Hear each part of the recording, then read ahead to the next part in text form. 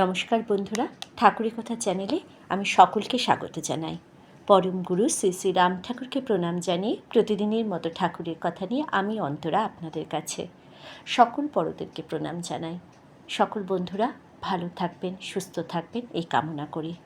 আজকে ঠাকুরের কথা রাম ঠাকুরের কথা গ্রন্থ থেকে ডক্টর ইন্দুভূষণ বন্দ্যোপাধ্যায়ের কথা আপনাদেরকে শোনাব। ঠাকুর কারোকে অনুকরণ করার প্রবৃত্তি একদমই পছন্দ করতেন না। আজকের কথা আমার এই দিয়ে সঙ্গে থাকবেন। শুরু করছি ঠাকুরের কথা ডক্টর ইন্দুভূষণ বন্দ্যোপাধ্যায়ের কথায়। আমার বিশিষ্ট বন্ধু হরিদাসবাবুর পিতা রুক্মিণীকান্ত আচার্য মহাশয়ের মতো একজন একনিষ্ঠ ভক্ত ও আদর্শ গৃহী জীবনে অতি অল্পই দেখিয়াছি। তিনি যে কিরূপ আত্মস্থ ছিলেন তাই ঘটনার মধ্যেই পুরোপুরি বোঝা যায়।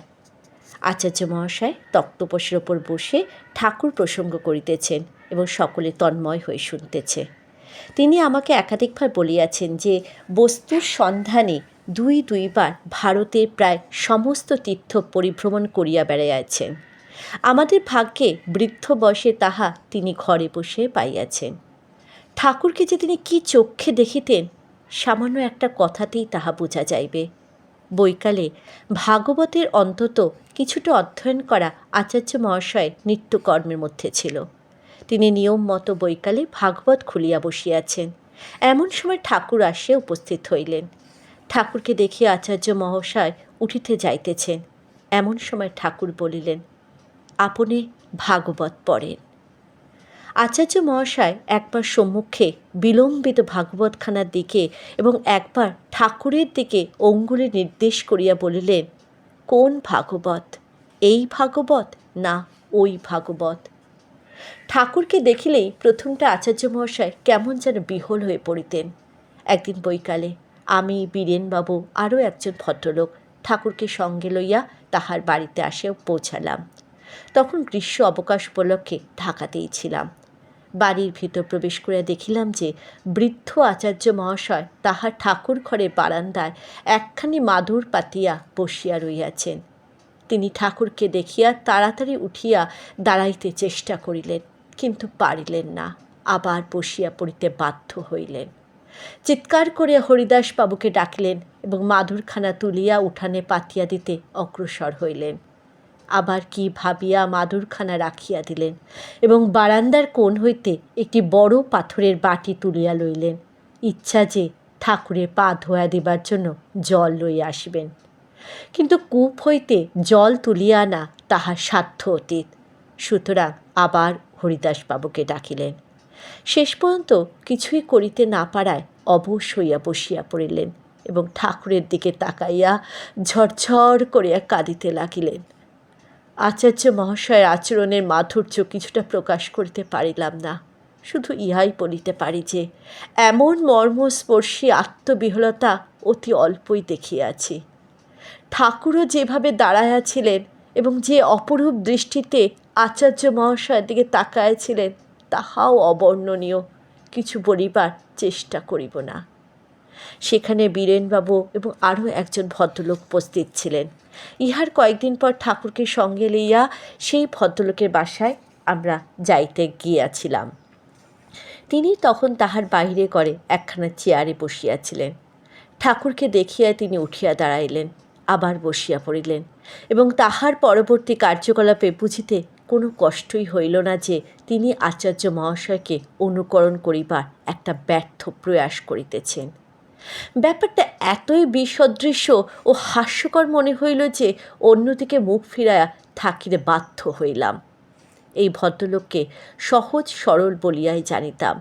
তাহার সহিত আমার যথেষ্ট ঘনিষ্ঠতা ছিল এবং তাহাকে একটু ভালোবাসিতাম। কিন্তু এই ঘটনার পর আমার চক্ষু খুলিয়া গেল। ক্রমে বুঝিতে পারিলাম যে পাটোয়ারি তাহার এমন মজ্জাগত এবং স্বাভাবিক হইয়া গিয়াছিল যে সহজে কিছুই বোঝা যাইত না। চক্ষের সম্মুখে পূর্বোক্ত ব্যাপারটা না ঘটিলে হয়তো তিনি আরও কিছুকাল আমাকে বৃদ্ধাঙ্গুষ্ঠ দেখায়া চলিতে পারিতেন। পরে তিনি এতদূর অগ্রসর হইয়াছিলেন যে ঠাকুরকেও আর মানিতে চাইতেন না। এই পোড়া দেশে শিষ্যবর্গের অভাব বড় কাহারও একটা হয় না। ইনিও কয়েকজন সংগ্রহ করিয়া লইলেন এবং নিজেকে ঠাকুরের সমকক্ষ এবং কখনো কখনো ঠাকুর অপেক্ষা শ্রেষ্ঠ বলিয়া প্রচার করিতে লাগিলেন। এই নিরর্থক অনুকরণ প্রবৃত্তিকে ঠাকুর যে কী চক্ষে দেখিতেন আমার নিজস্ব অভিজ্ঞতা হইতে তাহা আমি বলিতে পারি। ক্ষৌরী হইব, নাপিত ডাকায় আনেন, এরূপ কথা ঠাকুরের মুখে কখনো শুনিয়াছি বলিয়া মনে পড়ে না। প্রয়োজন মতো আমারই নাপিত ডাকিয়া আনিতাম, ঠাকুরকে বড় একটা জিজ্ঞাসাও করিতাম না। ঠাকুর সেদিন আমার বিডন স্ট্রিটের বাসায় ছিলেন। তাহার দিকে তাকায়া হঠাৎ আমার মনে হইল যে গোপদারি যেন অনেকটা বড় হইয়া গিয়াছে, একবার কামায়া দেওয়া প্রয়োজন। তখনই নাপিত ডাকাইলাম এবং ঠাকুরও ছোট ছেলেটির মতো নাপিতের সম্মুখে গিয়া বসিলেন। নাপিত তাহার কার্য শুরু করিল। ইতিমধ্যে একটা কথা আমার মনে পড়িয়া গেল। বরদাবাবু একদিন আমাকে বলিয়াছিলেন যে যখনই তিনি ঠাকুরের জন্য নাপিত ডাকেন, দাড়ি গোঁফের সঙ্গে সঙ্গে মাথাটিও মুন্ডন করিয়া দেন। কথাটা আমার মনে পড়ায় দাড়ি গোঁফ কামানো হইয়া গেলে মাথাটিও কামায়া দিতে নাপিতকে নির্দেশ করিলাম। ইহাতে এক বিপর্যয় হইয়া গেল। ঠাকুর এমনভাবে আমার দিকে তাকাইলেন যে আমার হাড় পর্যন্ত কাঁপায়া গেল। আমি কিছুই বুঝিতে পারিলাম না এবং মনে মনে একটু ক্ষুণ্ণই হইলাম। নাপিতকে বিদায় করিয়া দিয়া ঠাকুরকে একা ফেলিয়া তেতালায় চলিয়া গেলাম। সেখানে নিরিবিলি একখানা ঘর ছিল, সেই ঘরে একাকী কিছুক্ষণ বসিয়া রইলাম। আমার মন তখন অত্যন্ত ক্ষুব্ধ। ঠাকুরের প্রতি এক নিদারুণ অভিমানে এলোমেলো নানা বিষয়ে চিন্তা করিতে লাগিলাম। ধীরে ধীরে অশান্ত মন শান্ত হইয়া আসিল। একবার ভাবিলাম যে ঠাকুর একাকী রইয়াছেন, নিচে চলিয়া যায়, কিন্তু অভিমান তখনও সম্পূর্ণ তিরোহিত হয় নাই। সুতরাং বসিয়াই রইলাম। সুস্থ মনে একটু বিচার করিতে বুঝিলাম যে ঠাকুর তো অন্যায্য কিছুই করেন নাই। আমার শাসনের প্রয়োজন ছিল, শাসন করিয়াছেন, ইহাতে আমি ক্ষুব্ধ হই কেন? আমি বরদাবাবুর অন্ধ অনুকরণ করিতে গিয়াছিলাম, কাজেই ঠাকুর আমাকে শাসন করিয়াছেন। বরদাবাবু কী ভাবিয়া কী করিতেন তাহা তো আমি জানি না।